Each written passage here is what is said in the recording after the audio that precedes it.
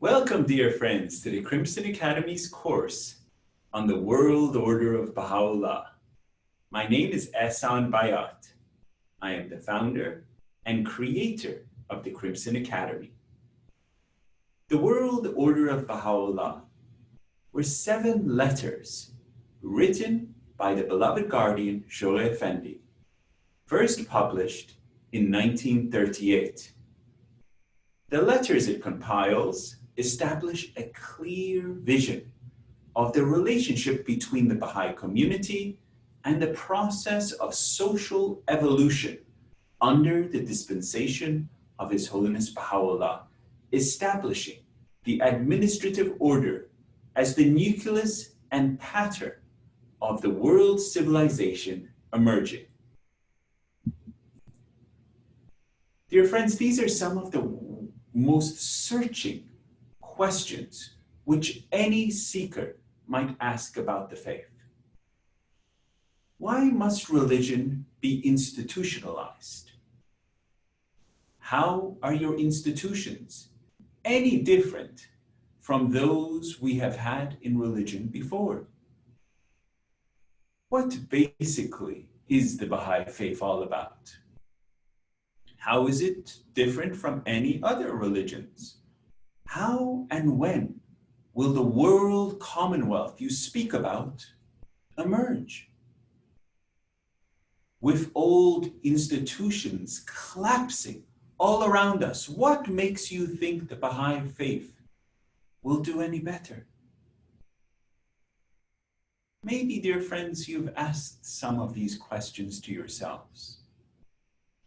The answers, dear friends, are all found in the World Order of Bahá'u'lláh, a series of letters written by the beloved guardian Shohreh Effendi, written to the Western believers between 1929 and 1936 to help them understand the relationship of the new administration they were building to what was happening in the world at large, the relationship of God's plan for the Baha'is to God's plan for mankind, and to help them, dear friends, understand more fully the import of Baha'u'llah's revelation.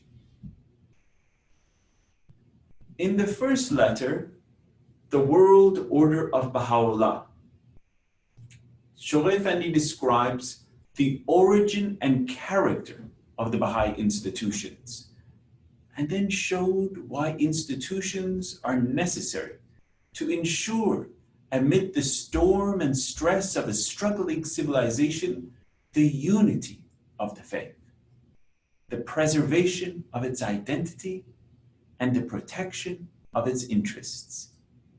He said that the administration of the faith of Baha'u'lláh should be regarded as a channel through which His promised blessings may flow.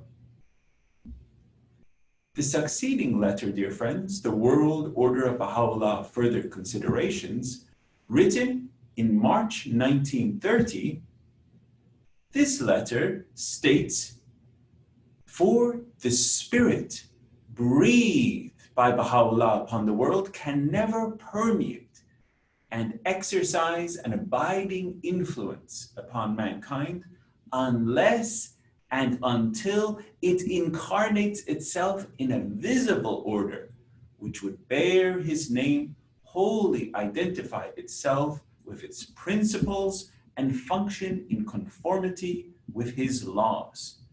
This Baha'i administrative order is a very pattern for future society. Its ways are the future world ways." In this letter, the beloved guardian Shohreh Effendi also warned of the likelihood of attacks by clergy. So soon as the full measure of the stupendous claim of the faith of Baha'u'lláh comes to be recognized by those time-honored and powerful strongholds of orthodoxy, whose deliberate aim is to maintain their stranglehold over the thoughts and consciences of men, this infant faith will have to contend with enemies more powerful and more insidious than the cruelest torture mongers and the most fanatical clerics who have afflicted it in the past. It is necessary for Baha'is to be ready to defend the faith against such attacks, and they must accordingly, sooner or later, face this searching question: where and how does this order established by His Holiness Baha'u'lláh, which to outward seeming is but a replica of the institutions established in Christianity and Islam, differ from them? The answer involves a comparison between the lack of clear instructions from either His Holiness Jesus or His Holiness Muhammad as to successorship or organization, and the revelation of His Holiness Baha'u'lláh, which has provided its followers in clear language with all the laws, the regulations, the principles, the institutions, the guidance they require. Both the administration and the matter of succession of authority are irrefutably established in the writings. Therein lies the distinguishing feature of the Baha'i revelation. Just where the world is headed and what part the faith will play is the subject of the next 3 letters. The goal of a new world order, dear friends, written in November 1931, presents the conditions, the chaotic conditions, dear friends, of worldwide depression present in 1931, and foresees the likelihood of another world war. The worldwide unrest of the time was due mainly to the failure of world leaders to adjust their system of economic and political institutions to the imperative needs of a rapidly evolving age. And how should they reshape their governments? According to those standards that are implicit in Baha'u'llah's supreme declaration of the oneness of mankind. The beloved guardian Shoghi Effendi called this principle the pivot round which all the teachings of Baha'u'lláh revolve. It is what the faith is about. Nothing short of Baha'u'llah's divine program can bring lasting peace. No man-made system or efforts in statesmanship. Shoghi Effendi feared that another war or wars was inevitable, as we have but to turn our gaze to humanity's blood-stained history to realize that nothing short of intense mental as well as physical agony has been able to precipitate those epoch-making changes that constitute the greatest landmarks in the history of human civilization. But dear friends, but when might we expect the era of world commonwealth to begin? It began with the erection of the Universal House of Justice in 1963. For Shoghi Effendi, Universal House of Justice erection in 1963. This was a great, great historic event. For Shoghi Effendi, forecasted, might not the 100th anniversary of the declaration of the faith of Baha'u'lláh mark the inauguration of so vast an era in human history? In the golden age of the cause of Baha'u'lláh, and dear friends, we find this great letter written, golden age of the cause of Baha'u'lláh, written in March 1932. We see the contrast between the slow and steady growth of the faith and the meteoric rise and fall of mankind, man-created movements, and between the courage and restraint, magnanimity and power, and broad-mindedness and loyalty of the heroes of the cause compared with the bitter dissensions that characterized even the early days of Judaism, Christianity, and Islam. The Baha'i faith does not belittle these religions, though, for its teachings revolve around the fundamental principle that religious truth is not absolute, but relative. That divine revelation is progressive, not final. Unequivocally and without the least reservation, it proclaims all established religions to be divine in origin, identical in their aims, complementary in their functions, continuous in their purpose, indispensable in their value to mankind. Dear friends, the only difference, Shaykh Effendi said, is that the present age is infinitely more advanced, more receptive, and more insistent to receive an ampler measure of divine guidance than has hitherto been vouchsafed to mankind. In America and the most great peace. Dear friends, this is the letter written in April 1933.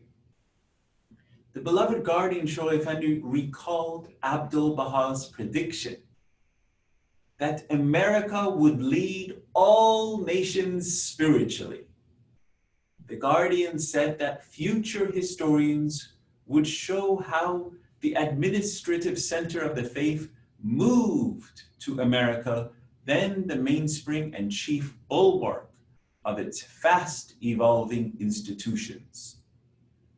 But he himself gave the outline of that history, summarizing the first 4 decades of the faith in America, climaxed respectively by the pilgrimages to the Holy Land, the visit of His Holiness Abdul Baha to America, the establishment of the National Spiritual Assembly, and the completion of the superstructure of the House of Worship.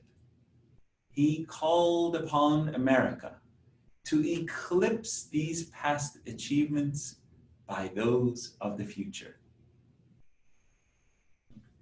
In the dispensation of Bahá'u'lláh, dear friends, this letter was written in February of 1934. We get a glimpse, dear friends, just the glimpse of the incomparable greatness of His Holiness Bahá'u'llah's revelation, and begin to see its relation to the revelations of the past.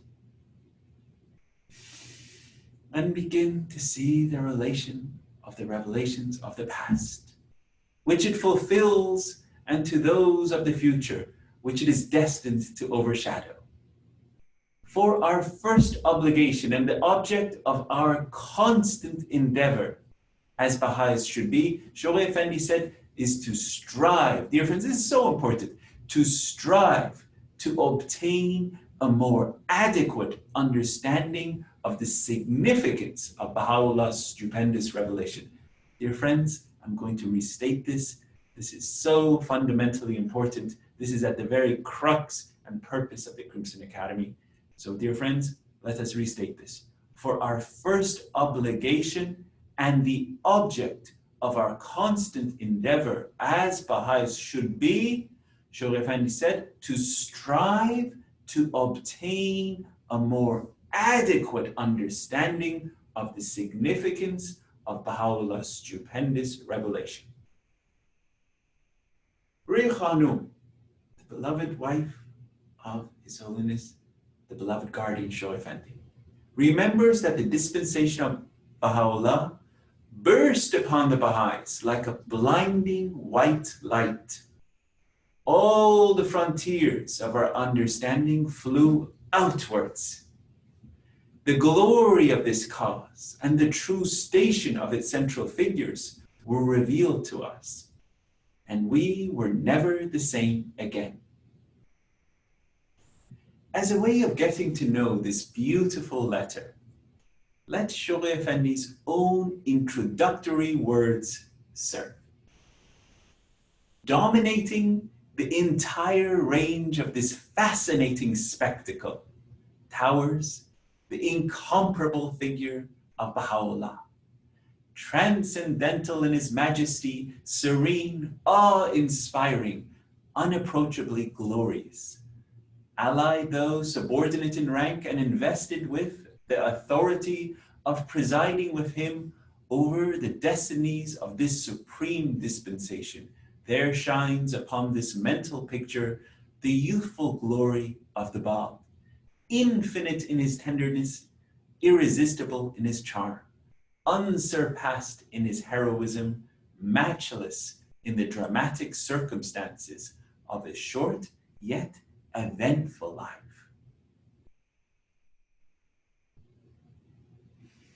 And finally there emerges, though on a plane of his own, and in a category entirely apart from the one occupied by the twin figures that preceded him, the vibrant, the magnetic personality of Abdul Baha, reflecting to a degree that no man, however exalted his station, can hope to rival, the glory and power with which they who are the manifestations of God are alone endowed.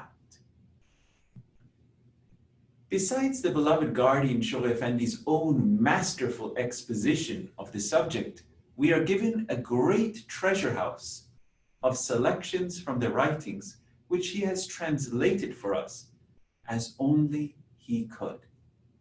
And in this letter, he pointed out what is the most distinctive feature of the Baha'i dispensation. Did you know? The twofold station ordained for the Bab by the Almighty. In the final letter, dear friends, the unfoldment of world civilization. And dear friends, this one was written in March 1936. The beloved guardian Shaykh Effendi has taken the chaotic puzzle of our travailing society and put the pieces together for us. This age can be understood when we realize that its convulsions are the death pangs of the old order and the birth pangs of a new. The one is a process of disintegration, tearing down the antiquated barriers that seek to block humanity's progress towards its destined goal. The other is a process of integration, the building up of the world order of Bahá'u'lláh.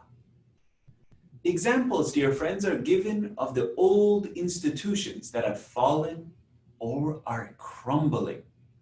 The German Empire and the Sultanate, the Caliphate and the Shia hierarchy in Islam have all fallen. The Christian church is weakening before materialism, communism, and nationalism. The signs of moral downfall are all clear. Many political and economic structures have broken down, and the League of Nations proved impotent. Then the Baha'i faith is shown. This healing agency, this leavening power, this cementing force, we see how it has changed people's lives, burned away their prejudices, and transformed their outlook. The Baha'is have held steadfastly to their beliefs and upheld their laws. In these and in other ways, the faith of His Holiness Bahá'u'lláh is proving beyond doubt its virility and capacity to counteract the disintegrating influences to which religious systems, moral standards, and political and social institutions are being subjected. The last few enthralling pages describe to us the unity of the human race as envisaged by His Holiness Bahá'u'lláh. And when that is established, who can measure the heights to which human intelligence, liberated from its shackles, will soar? Who can visualize the realms which the human spirit, vitalized by the outpouring light of Baha'u'lláh, shining in the plenitude of its glory, will discover?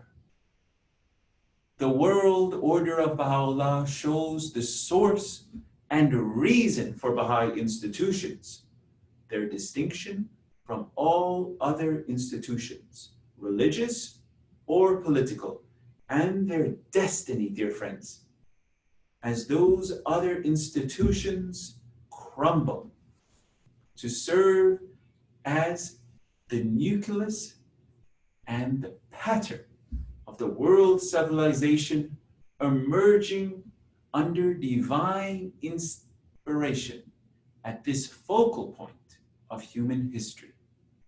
Dear friends, the world order of Baha'u'lláh shows how Baha'u'lláh has taken the world and caused every soul to expire, and then in His mercy called into being a new creation. Thank you very much, dear friends.